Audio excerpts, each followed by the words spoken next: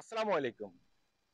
গতকালকে ৩০৬ জন বাংলাদেশিকে আটক করছে মালয়েশিয়ার ইমিগ্রেশন বিভাগ। এটা আমাদের বাংলাদেশের পত্রপত্রিকাতেও আসতেছে এবং কি মালয়েশিয়ার বিভিন্ন পত্রপত্রিকাতেও আসতেছে।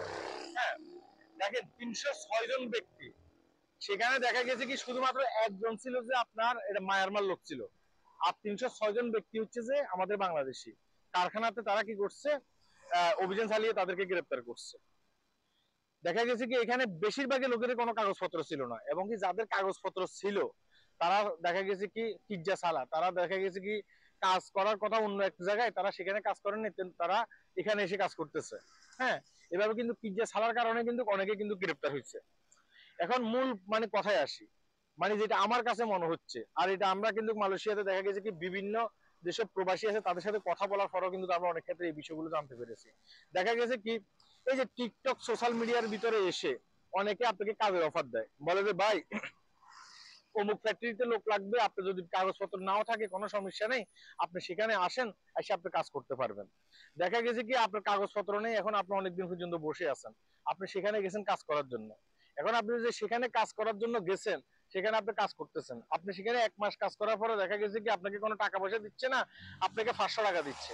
আপনি কাজ করছেন কত, আপনি কাজ করছেন সেখানে দেখা যাচ্ছে 3000 টাকা, আপনাকে দিচ্ছে 100 টাকা, 500 টাকা, বলতেছে এই মাস চলো, উপর থেকে কোনো টাকা পয়সা দেয় না, উপর থেকে টাকা পয়সা দিলে সামনের মাসে ফুল টাকা তোমাদেরকে পেমেন্ট করে দেবো।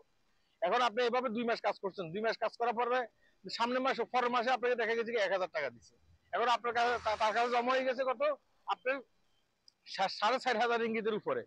এভাবে যদি আপনার তার কাছে জমা হইতে থাকে আর আপনার আটকা পড়ে যান, একটা সময় তারা কি করে, ওই যে সাপ্লাই লোক আন্ডার আমরা সেখানে ঢুকছেন, যেসব কোম্পানিগুলোর ভিতরে ঢুকছেন, সেসব সাপ্লাই লোকগুলো কি করে, কোম্পানিগুলো কি করে, ইমিগ্রেশনের কাছে খবর দেয়, ইমিগ্রেশনের কাছে খবর দিয়ে বলে যে অমুক ফ্যাক্টরিতে অনেকগুলো লোক অবৈধ আছে, আপনারা সেখানে অভিযান চালাইলে এদেরকে গ্রেপ্তার করতে পারবেন। এখন ইমিগ্রেশনের কাজ হচ্ছে কি, ইমিগ্রেশনের কাজ তো এটা না যে আপনি বেতন পাইতেছেন না না পাইতেছেন, সেটা ইমিগ্রেশনের কাজ না। ইমিগ্রেশনের কাজ হয়েছে যে সেখানে অবৈধ লোক আছে কিনা তাদেরকে গ্রেপ্তার করা হচ্ছে ইমিগ্রেশনের কাজ। এখন ইমিগ্রেশন যে একবারে সবাই গ্রেপ্তার করে নিয়ে আসে, তো গ্রেপ্তার করে নিয়ে আসলে আর আপনি কিন্তু তাদের কাছ থেকে টাকাটা পাচ্ছেন না, তারা আর আপনাকে টাকাটা দেওয়া লাগতেছে না। কে, ওই যে এজেন্ট গুলো টাকাটা দেওয়া লাগতেছে না। হ্যাঁ, এই কাজগুলো করে কিন্তু এজেন্ট গুলো আপনাকে অনেক ক্ষেত্রে দেখা গেছে কি লোকগুলাকে ধরিয়ে দেয়, আবার নতুন লোক ঢুকায়, আবার তাদেরকে কিছুদিন কাজ করে আবার ইমিগ্রেশনে ধরিয়ে দেয়। ধরিয়ে দেওয়ার পরে আপনি গ্রেপ্তার হচ্ছেন, আপনি বিপদে পড়তেছেন। হ্যাঁ, তাদের মাঝপথ দিয়ে কাজও করিয়ে নিচ্ছে, আর একদিক দিয়ে দেখা গেছে কি তাদের পকেটে টাকাও আসতেছে। কথা কি বুঝতে পেরেছেন? তো এটা তাদের লাভ। তাই বলতেছি যে কোথাও যখন কাজ কামে যাবেন, যাবার আগে যাচাই বাছাই করবেন কোম্পানিটা ঠিকমতো টাকা দিয়ে ফেলে কিনা, যে এজেন্টের মাধ্যমে আপনি ঢুকবেন সে এজেন্টকে ঠিকমতো টাকা দেয় কিনা, নাকি টাকা নিয়ে নয়সই করে, এগুলো দেখার দায়িত্ব হচ্ছে আপনাদের। নয়তো বা আপনি 3 থেকে 4 মাস কাজ করবেন, কাজ করার পরে তাদের কাছে অনেক টাকা জমে যাবে, জমে যাওয়ার পরে তারা কি করবে, তারা একটা সময় আপনাকে ইমিগ্রেশনের হাতে ধরিয়ে দেবে, ধরিয়ে দেওয়ার ফলে তো তাদের টাকা দেওয়া লাগতেছে না। ইমিগ্রেশনের কাজ হচ্ছে যে অবৈধ লোকদেরকে গ্রেপ্তার করে, ইমিগ্রেশন গ্রেপ্তার করে নিয়ে আসছে।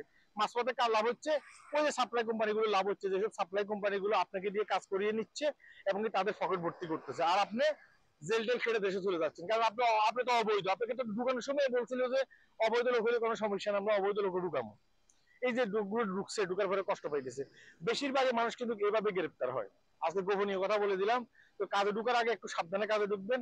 হ্যাঁ, আর টিকটক সোশ্যাল মিডিয়াতে এসে কারো কোনো কথা শুনে তাহলে কাজে জয়েন করবেন না। এখন টিকটক সোশ্যাল মিডিয়ার ভিতরে এসে আপনাকে বলে যে কি আমি কাজ দেবো, কাজ দেওয়ার কথা বলে দেখা গেছে কি আপনাকে রুমের ভিতরে নিয়ে আটক করে রাখে। আমি এটা নিয়ে ভিডিও করছি, কিন্তু আপনাকে কিন্তু রুমের ভিতরে নিয়ে আটক করে রাখে, আটক করে রাখে, সেখানে কি করে আপনার কাছ থেকে মুক্তিপণ দাবি করে, আপনি বাংলাদেশ থেকে টাকা আনার পরে আপনাকে ছেড়ে দেয়, হয়তো আপনার পুরো টর্চারিং নেমে আসে। এই কিন্তু ঘটনাগুলো কিন্তু এখন করতেছে বাংলাদেশে, মালয়েশিয়াতে অ্যাভেলেবেল। এগুলো আগে আমরা দেখলাম যে লিবিয়ার ভিতরে ছিল, সাউথ আফ্রিকার ভিতরে ছিল, এগুলো ওখানে ছিল, এখন কিন্তু এগুলো বাংলাদেশের ভিতরে অ্যাভেলেবেল। তাই এই কাজগুলো করতে একটু সাবধানে কাজ করবেন, সাবধানে কাজ করা ভালো, হয়তো আপনি যে কোনো সময় যে কোনো বিপদে পড়ে যেতে পারেন, এটা অবশ্যই আপনাকে মনে রাখতে হবে। হ্যাঁ, দেখা গেছে কি পরবর্তীতে বাংলাদেশ থেকে টাকা এনে আপনাকে দেওয়া লাগবে। দেখা গেছে কি মালয়েশিয়ার বিভিন্ন পত্র পত্রিকাতে কিন্তু এখন এগুলো আসতেছে। হ্যাঁ, দেখা গেছে বাংলাদেশের দ্বারাই বাংলাদেশিরা অপহরণ হচ্ছে, বাংলাদেশের দ্বারা বাংলাদেশিরা অপহরণ হচ্ছে, এগুলো কিন্তু মালয়েশিয়ার বিভিন্ন পত্র পত্রিকাতেও আসতেছে।